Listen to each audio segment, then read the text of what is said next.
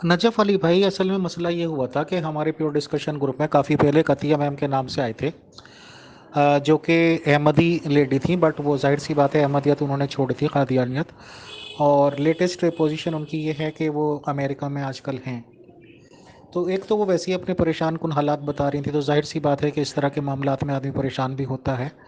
और खुदा उनको तरक्की दे, अपनी फैमिली को पालने की खुदा ताला उनको तौफीक और हिम्मत दे। एक तो ऐसा आदमी खुद परेशान, तो इनके एक साथी ने, जो कि क्या नाम लिखा इन्होंने अभी पता नहीं, जो भी लिखा उसको इस्तेमाल किया। उन्होंने वहाँ पे जाके अपील की, भिखारी बना वो, और ये कहा कि जी ये ज़रूरत है, वो ज़रूरत है, यूँ है वो है। अब उसका बेचारी का दिल पसीज गया या कोई मामलात हुए, तो इंडिया के हिसाब से जो 5,000 रुपये बनते थे उन्होंने वो भेज दिए। अब सवाल ये है ना कि पूरे हिंदुस्तान में उन्हें ये तहसीन साहब ही क्यों नज़र आए।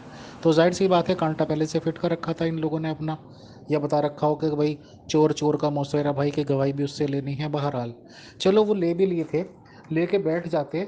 बट उस वाले दूसरे भिखारी ने, साझीदार ने, दोबारा थोड़े दिन बाद उनसे फिर कांटेक्ट किया कि जी अब ये ज़रूरत है, अब ये ज़रूरत है। देखो, सबका अपने अपने खर्चे हैं, अपनी फैमिली है उनकी। प्लस ये है कि अब उनका आदमी भी उनके साथ नहीं है, तो जाहिर सी बात है फिर उन्हें तशवीश हुई कि यार मैंने तो अपने खून पसीने की कमाई में से काट के पैसे दिए और फिर इनके यहाँ से मांग आ गई।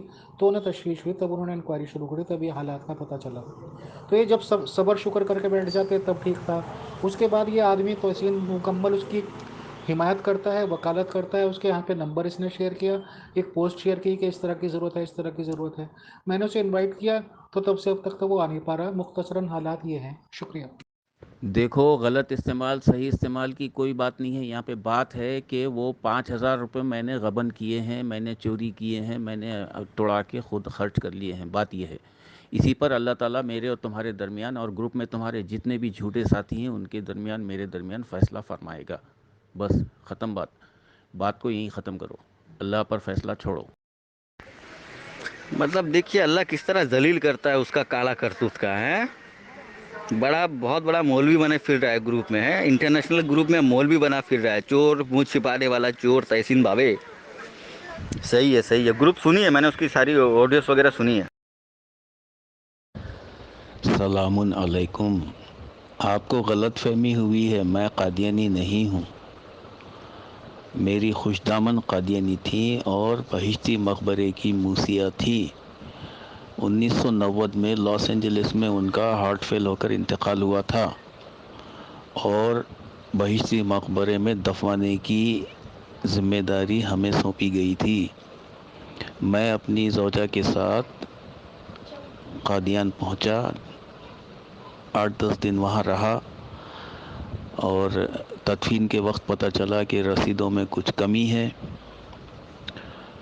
तो वसीम कादियानी थे उस वक्त के एशिया के खलीफा, उन्होंने मुझसे कहा कि जब तक पूरा पेमेंट नहीं होगा हम इनको बहिश्ती मकबरे में नहीं दफना सकते, और अगर आपको बहिश्ती मकबरे में बग़ैर रसीदों के, बग़ैर पेमेंट के दफन करवाना है तो आप दो वसीयत करे हुए कादियानियों को तलाश करें। उनकी ज़मानत पर हम इनको बहिश्ती मकबरे में दफना देंगे, बाद में पेमेंट बाकी का कर देना। तो मैं वहाँ पर कादियानी जो जिनको मैं जानता था उनके पास गया तो वो ऐसे अनजान हो गए जैसे मुझे जानते ही नहीं। नौबत ये आ गई कि मुझे और अपनी ज़ौजा को मूसी बनकर उनकी तदफीन करनी पड़ेगी।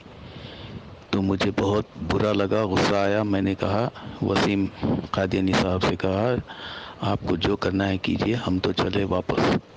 तो उन्होंने कहा ठीक है, हम इनको ऑर्डिनरी कब्रिस्तान में दफना देंगे, जब बाकी का पेमेंट हो जाएगा तो फिर इनके लाश को हम बहिश्ती मकबरे में दफना देंगे। चूँकि लाश वैक्यूम बॉक्स में आई थी, केमिकल एम्बॉमिंग करके आई थी, तो 5 साल तक उसके ख़राब होने का ख़तरा नहीं था।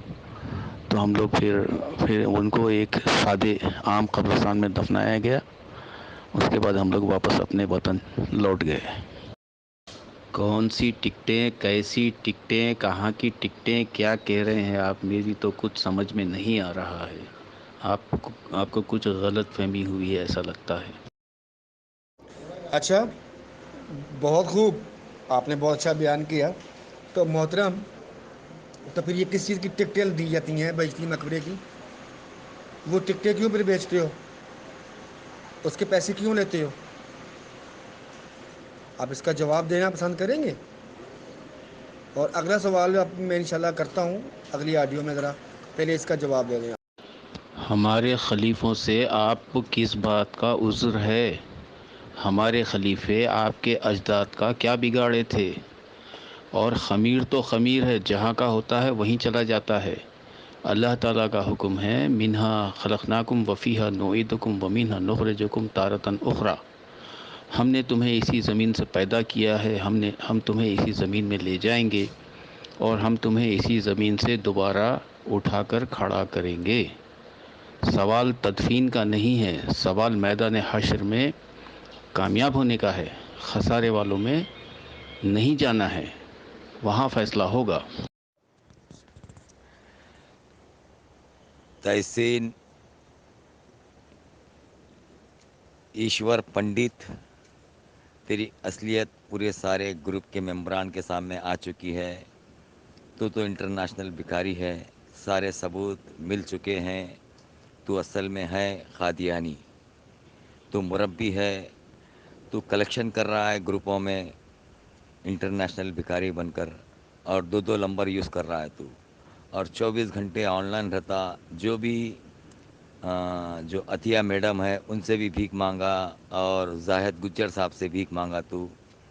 सारे सबूत है। अब है ना तहसीन भिखारी, तू एक नंबर का इंटरनेशनल भिखारी हो गया अभी तू। तेरी असलियत सामने आ चुकी है।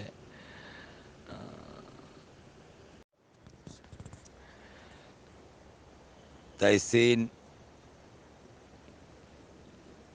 ईश्वर पंडित, तेरी असलियत पूरे सारे ग्रुप के मेंबरान के सामने आ चुकी है।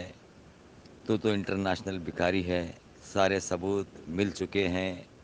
तू असल में है कादियानी, तू मुरब्बी है, तू कलेक्शन कर रहा है ग्रुपों में इंटरनेशनल भिखारी बनकर, और दो दो नंबर यूज़ कर रहा है तू, और 24 घंटे ऑनलाइन रहता। जो भी जो अतिया मैडम है उनसे भी भीख मांगा, और जाहिद गुज्जर साहब से भीख मांगा तू। सारे सबूत है। अब है ना तहसीन भिखारी, तू एक नंबर का इंटरनेशनल भिखारी हो गया अभी तू। तेरी असलियत सामने आ चुकी है। नजफ अली साहब, अल्लाह को हाज़िर नाज़िर जान के मैं आपको कहता हूँ, तहसीन हैदराबादी ने मुझसे भी पैसे मांगे हैं, लेकिन मैंने दिए नहीं इसको। मैं इस बात की गवाही देता हूँ। जी, जी, नजब भाई आपने सही फरमाया, आमिर फैज़ल साहब ने भी सही फरमाया।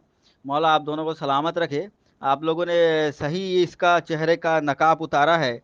ये दोगला इंसान है, ये बहुत बड़ा डाकू है, डाकू माँगने वाला भी इंटरनेशनल भिखारी। अरे अभी-अभी मैं सोचूँ भाई, अभी-अभी इंडिया में लॉकडाउन उठा है, हल्का-फुल्का रेस्ट में लोग अपना रोज़मर्रा ज़िंदगी में पैसे बनाने के लिए परेशान हैं, क्योंकि लॉकडाउन में लोगों का इनकम सोर्स कुछ नहीं था। तो ये 24-24 घंटे ऑनलाइन कैसे? उसका इंटरनेशनल भिखारी है, तभी तो माल बना रहा है। जी, जी, मेरे प्यारे पंडित साहब, नतस्या प्रतिमा अस्ति एकः ब्रह्म द्वितीय नास्ति। सीधी-सीधी पंक्ति में सीधी-सीधी सवाल का जवाब। और उसमें इम्पोर्टेंट ये भी रहता है ला इकराह फिद्दीन। और आप हजूर तो यहाँ सबको बना रहे हैं, दे रहे हैं चूरन, और इंटरनेशनल भिखारी मांग रहे हो भीख। किसको क्या बच्चों को लगा दे रहे हो। मैं भी सोचूं यार, ये तो 24-24 घंटा ऑनलाइन रहता है यार, ये करता क्या है काम, घर चलता कैसा है, खाना क्या खाता है, फैमिली को क्या पालता है। अबे यार, तू तो इंटरनेशनल भिखारी निकला बे। क्या कर रहा है तहसीन बाबे।